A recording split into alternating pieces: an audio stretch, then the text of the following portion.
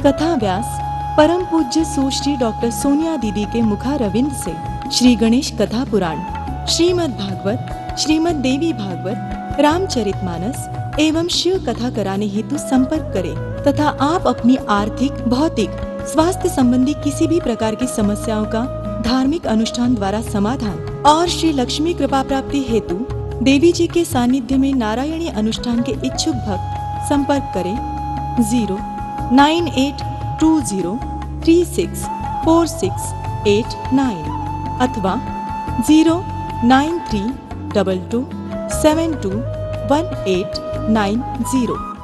प्रभु, प्रसंग ने हमें एक बात चुपके से कही कि सारी आत्माएं भी राधा का स्वरूप हो सकती हैं।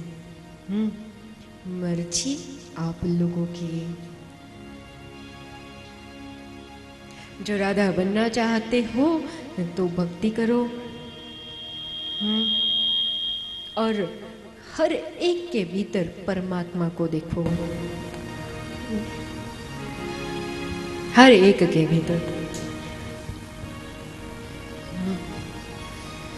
एक मेडिटेशन ऐसा होता है जिसमें पूरे ग्रुप में लोगों को बिठाया जाता है, दो की जोड़ी बना के, और फिर उसमें एक दूसरे को के भीतर के परमात्मा का दर्शन किया जाता है।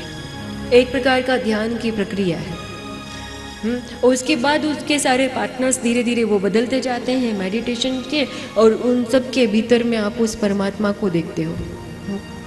ये मेडिटेशन इसलिए कराया जाता है ताकि आप पूरी सृष्टि के हर प्राणी के भीतर उस परम परमात्मा का दर्शन करो।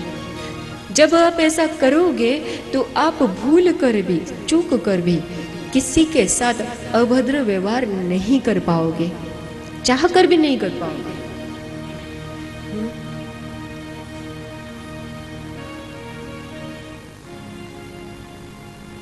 और जिस दिन आपके भीतर इस तरह का निश्चल प्रेम आ गया कि सबको देखकर, जीव निर्जीव को देखकर आपको उसके भीतर के परमात्मा की अनुभूति होने लगी कि इसमें आत्मा है, वो परमात्मा का अंश है। मुझ में आत्मा है, मुझ में परमात्मा का अंश है, इनमें आत्मा है, इनमें परमात्मा का अंश है, इनमें आत्मा है, इनमें आत्मा है, इनमें आत्मा है, इनमें आत्मा है, और इसमें परमात्मा का अंश है। परमात्मा ने इसे बनाया है, इसमें मेरे प्रिय का अंश है। तब आप उनके साथ कोई भी रुष्ट व्यवहार नहीं कर पाएंगे, चाह कर भी नहीं कर पाएंगे। जिससे आप बहुत ज़्यादा प्रेम करते हो ना प्रभु, उस पर आप गुस्सा करना चाहो तो भी गुस्सा नहीं कर पाओगे। ट्राई कर लेना। और जो गलती से गुस्सा कर लिया तो उसके बाद की जो बेचैनी होती है वो उस गुस्से से ज़्यादा भयंकर होती है। ट्राई कर लीजिए आप, चाहे जिनको आप पसंद करते हो अपने जीवन में, माता पिता से लेकर आपकी अर्धांगिनी तक, या आपकी प्रेमिका तक, या आपके ईश्वर तक, जहाँ जिस दृष्टिकोण, जिस लेवल पे खड़े हो और जिस लेवल से इस चीज़ को आपको आजमा के देखना है, देख लो। कथा हमें जीवन में प्रैक्टिकली जीना सिखा रही है। कथा आडंबर से दूर ले जाती है, वहम से दूर ले जाती है, और जीवन की हकीकत को सामने आईने की तरह लाकर खड़ा करती है।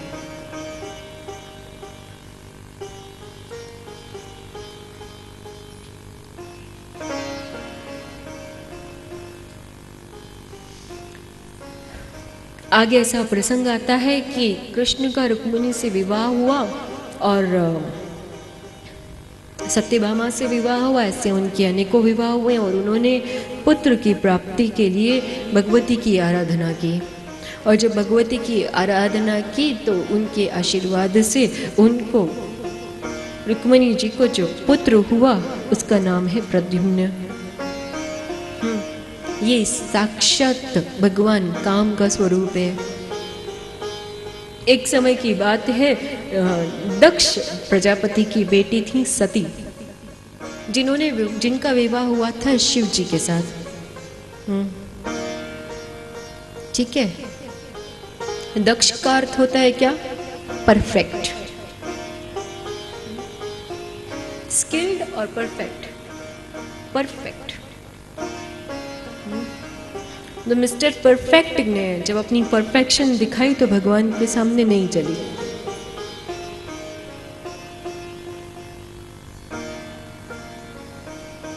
प्रजापति हैं, यानी प्रजा का आधिपत्य उनके पास है, राजा है। प्रजापति मीन्स दूसरे शब्दों में राजा।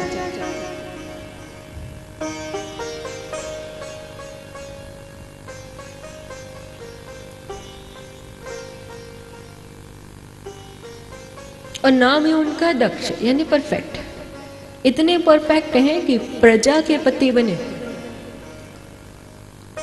और ये भूल गए कि प्रजा के भीतर बसने वाला मेरा नाथ है, वो ठाकुर है, वो भूल गए। जब ज्यादा स्किल्ड इंसान होता है, ओवर परफेक्ट होता है, तो वो उसका जो सूक्ष्म से सूक्ष्म अर्क जिसे कहते हैं ना, एसेंस, वो एसेंस भूल जाता है। फिर उसको ये फूल की बनावट, इसका रंग और इस रंग में भेद नजर आता है। इसकी खुशबू और इसकी खूबसूरती का एहसास भूल जाता है, सिर्फ भेद दिखता है। और वो ही किया दक्ष ने। सती ने शिव से विवाह किया, उसमें दक्ष की इच्छा नहीं थी, क्योंकि उनको लगता था कि शिव जो है वो निरर्थक है, उनका कोई मतलब नहीं है। ज्ञानी जो होते हैं वो कहते हैं योग वोग क्या है, भक्ति भक्ति क्या है, एवरीथिंग इज नॉलेज। जो परफेक्ट होगा वो नॉलेज के बेस पे बात करेगा, यानी साइंस के बेस पे। तो वो साइंस के बेस पे, यानी कि नॉलेज के बेस पे बात कर रहे थे। लेकिन एक बात जान लो, कोरा ज्ञान जिसमें भक्ति न हो, वो जीवन में भी जीवन से महकता को ले जाता है, सुंदरता को ले जाता है, सौम्यता को ले जाता है।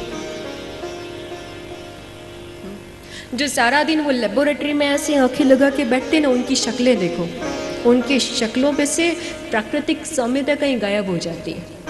ये गुण है, ये उसके भीतर की चीजों को ढूंढ रहे हैं। वो ये पत्ती है ना, फूल, उसको ऐसा बिल्कुल एक एक टुकड़ा टुकड़ा करके देखेंगे कि इसके भीतर क्या है, इसके भीतर क्या है, इसके भीतर क्या है। अब आपने ये अलग तो कर दिया प्रभु, ठीक है, फाइन, जांच लिया, कुछ नहीं मिला।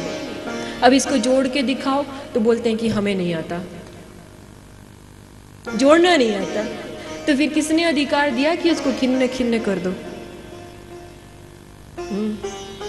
यहाँ तो पहले जोड़ने की कला को सीखो, और वो जोड़ने की कला प्रेम और भक्ति से ही आती है, समर्पण से आती है। ये तो क्वेश्चनिंग है, लेट मी सी, मैं भी तो देखूं क्या है इसमें। तो मैं आ गया, समर्पण खत्म हो गया, मैं देख रहा हूं, मैं देखता हूं इसमें 10 पत्ते हैं, अच्छा 10 पत्तों में इतने परागकण हैं, इतने सेल हैं, इतने कलर हैं, अच्छा इतने मॉलिक्यूल्स हैं। और उसके बाद जोड़ो, जोड़ने की क्षमता नहीं है प्रभु। यानी अहंकार आता है तो वो सिर्फ तोड़ता है, और समर्पण आता है तो जोड़ता है भगवान के साथ। और जब भगवान से जुड़ जाते हो ना, तब जीवन में आपके, इसीलिए इसको कहते हैं योग, इसे कहा गया है योग माया। ये भी एक भगवती का नाम है। और महादेव है योगी, ज्ञानी और योगी और तपस्वी दोनों तीनों हैं, तो वो है योगी। तो दक्ष को यानी नॉलेज को योगी पसंद नहीं है। वो बोलते हैं ये तुम जो भी करते हो ना, ये सारी चीजें ये उटपटांग है। तो वो तोड़ता है, डिवाइड करता है। वो सोचता है कि मैं डिवाइड करूंगा और फिर मैं रूल कर सकूंगा, पर ऐसा होता नहीं है, not possible, that is not possible. परमात्मा की सत्ता में डिवाइड एंड रूल नहीं चलता है। वो इंसानी खोपड़ी कर सकती है, खोपड़ी की उपज हो सकती है। प्रेम मन से होता है, हृदय से होता है। नॉलेज दिमाग का विषय है, प्रेम दिल का विषय है। इसलिए भक्ति भी दिल का विषय है, मन का विषय है।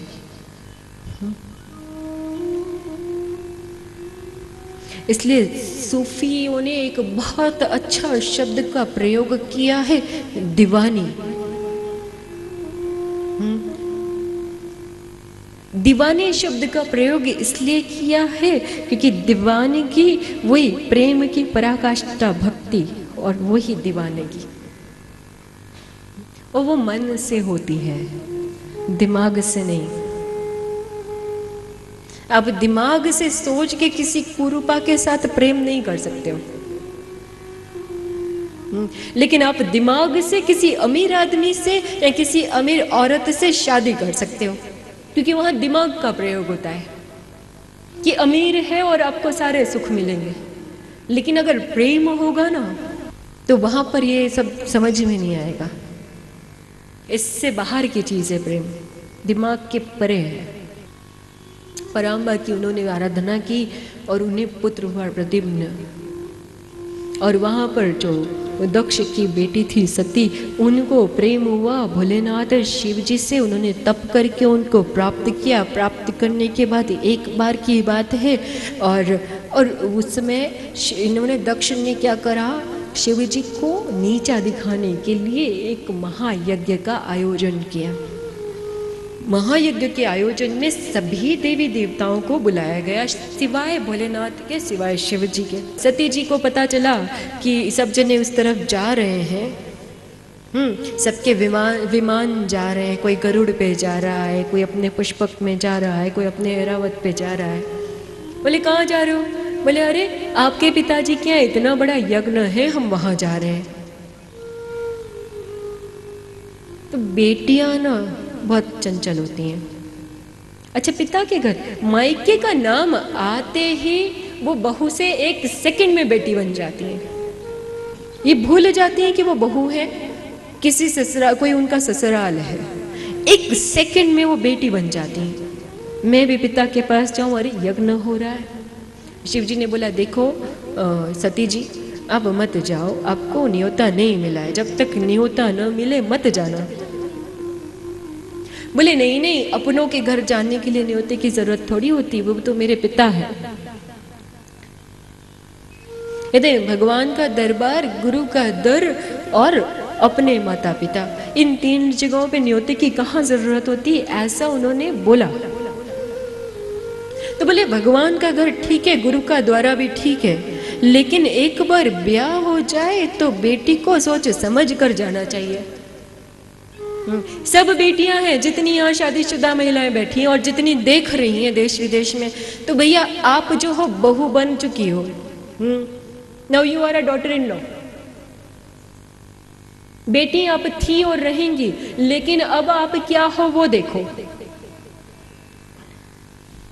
यहाँ तो बहुत अच्छा भगवान की कृपा है, सब बिंदी मांग लगा के आई है, वरना बाहर तो जाओ तो भाई इतना जमाना आज का ऐसा हो गया है कि वो पता ही नहीं चलता है कि वो सौभाग्यवती है कि कुमारी का है।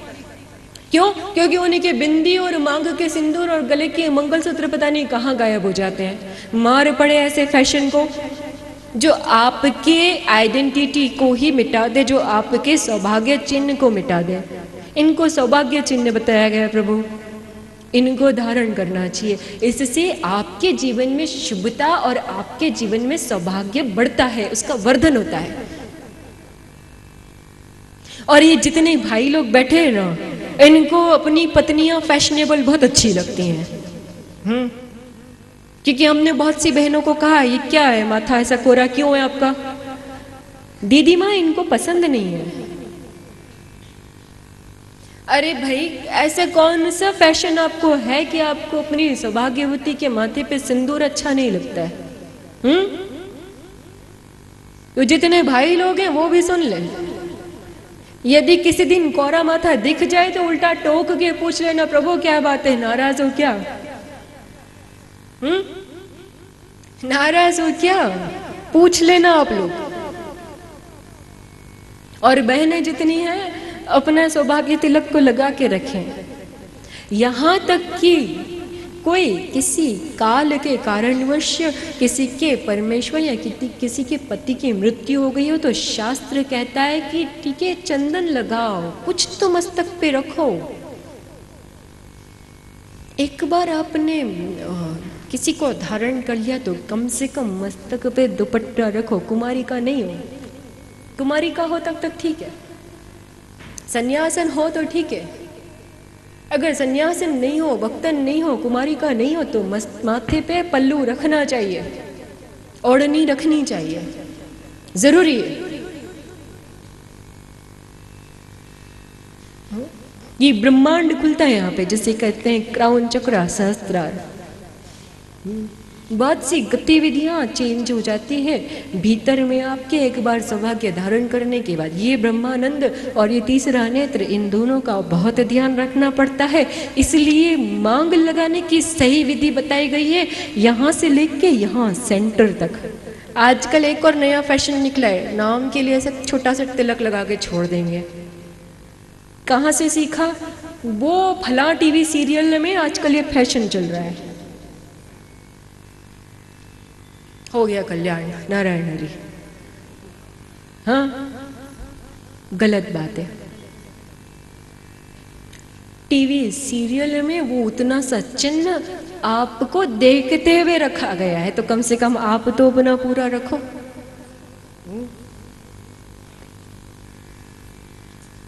ये 2-3 दिन पहले यहाँ जो मुख्य जजमान थे, बहुत सुंदर नाक में नथ पहन के आए थे। हमने नोटिस किया उनको, देखकर हमें बहुत आनंद आया उस दिन। हम सब ध्यान रखते हैं, बोलते नहीं है, हर चीज का ध्यान है। यहाँ कंप्यूटर भगवान ने बहुत स्ट्रांग दिया है।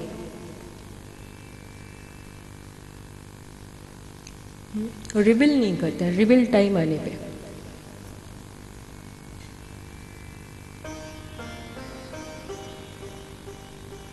सती जी पहुंच गई बिना न्योते के पिताजी के घर।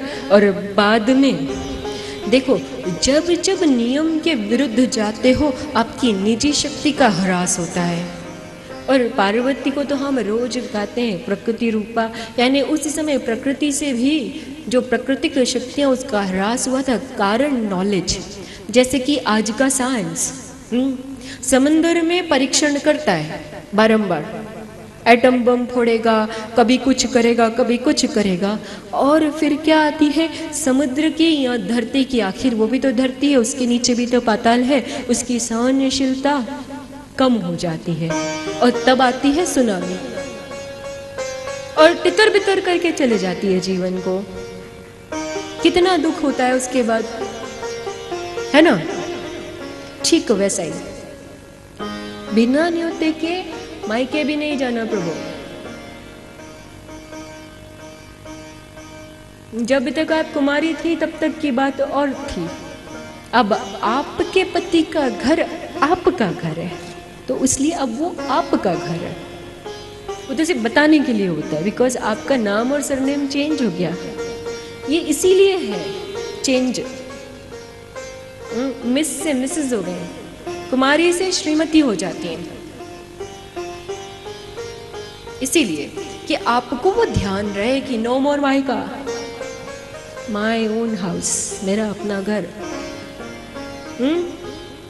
ध्यान रहेगा? गुड, कितने अच्छे हैं ना सब। नारायण नारायण।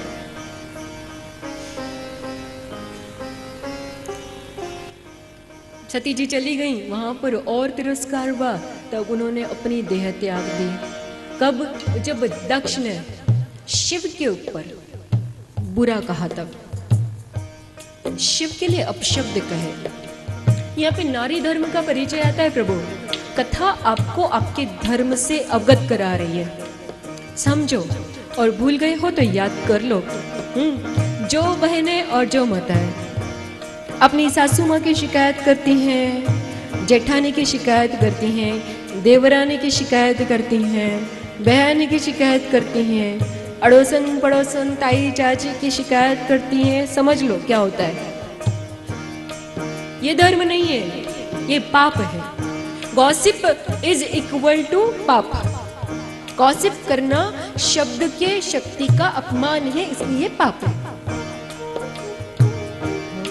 चाहे बहनें घर में कहें, चाहे भाई लोग ऑफिस में आपस में करते हो, गॉसिप दोनों जगह होती है प्रभु, कोई भी कम नहीं है, सब एक से बढ़ के एक है। ये पाप है, गॉसिप नहीं करना चाहिए। इससे आपकी चित्त चेतना की जो शक्ति है वो कमजोर होती है।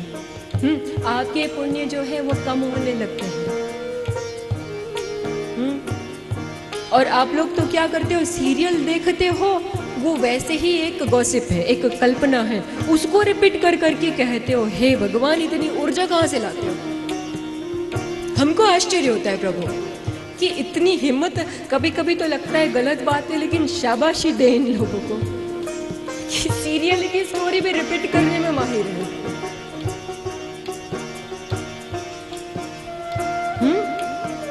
ये पाप है। और जब पिता ने उनकी पति के लिए यानी शिव के लिए अपशब्द कहे, तो सती जी ने कह दिया कि जिन कानों में मेरे पति की परमेश्वर के प्रति बुरे शब्द चले गए। हमने कहा था कानों का भोजन होता है, कानों से गलत बात को नहीं सुनना चाहिए। तो सती जी ने कहा, यहाँ सती जी ने इस चीज को सिद्ध कर दिया कि मेरे कान में पति के विरुद्ध बात चली गई है। अब मैं इस शरीर में ही नहीं रहूंगी, और अपना शरीर त्याग दिया।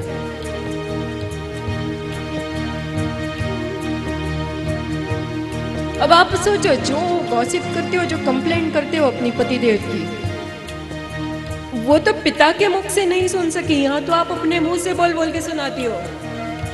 हाँ दीदी, ये है ना, ऐसे हैं, देर से आते हैं, घर में समय नहीं देते हैं, दुनिया भर के चिट्ठे पन्ने सुना देती हो हमें।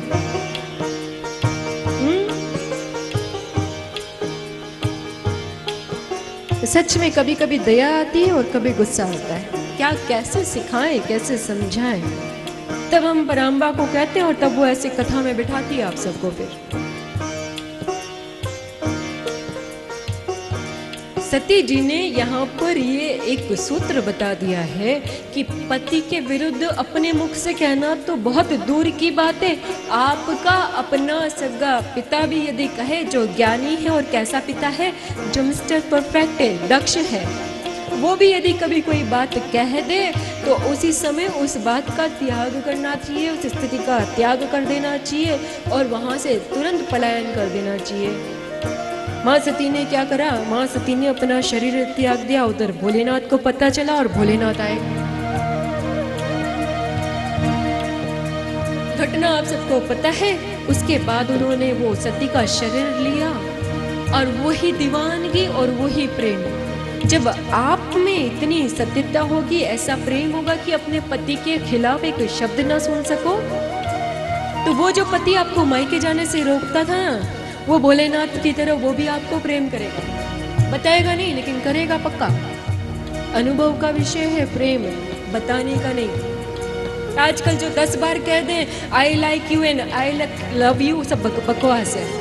लेकिन प्रेम दिखावे और शब्दों का तो विषय ही नहीं है प्रभु। ये सब तो बस फालतूगिरी है। हाँ, छोटे बच्चों का खेल है, उसमें अर्थ ही नहीं है। जब आपको बोल बोल के बोलना पड़े, बताना पड़े, तो अर्थ कहाँ रहा? बिना कहे अगर अनुभूति हो जाए ना, उसमें सच्चाई है। और शिव जी ने क्या करा?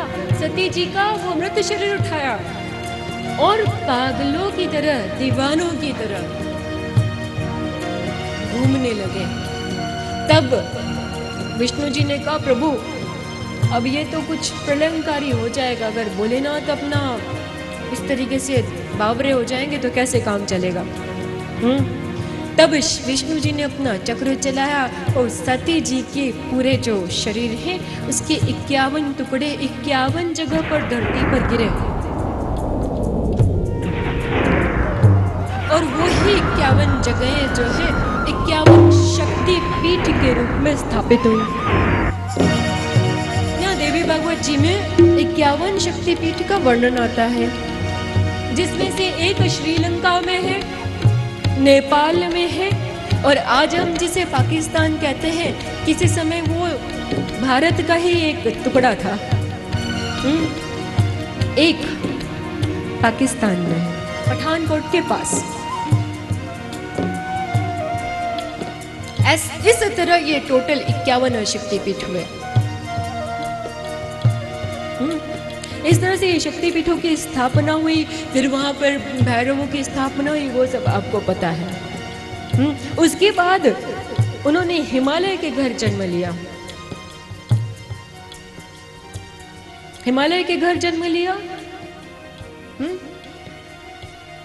नॉलेज के यहाँ नहीं लिया, दक्ष के यहाँ नहीं लिया, हिमालय के यहाँ लिया। हिम यानी जल का जो ठोस रूप हो, जल यानी भाव, चंद्रमा तत्व, मन का कारक, मन के कारक का विषय यानी जल जो जमा हुआ हो, यानी हिम। और हिमपिका भी आलय, उसका पहाड़, हिमालय के यहाँ जन्म लिया। यानी जहां भाव में, चंचलता में, प्रेम में बर्फ के जैसी कठोरता हो, और वो कितना बड़ा हो, छोटा मोटा नहीं हो कि थोड़ी सी ताप लगे और पिघल जाए। हिमालय यानी जहां पर प्रेम की पराकाष्ठा, संकल्पता हो,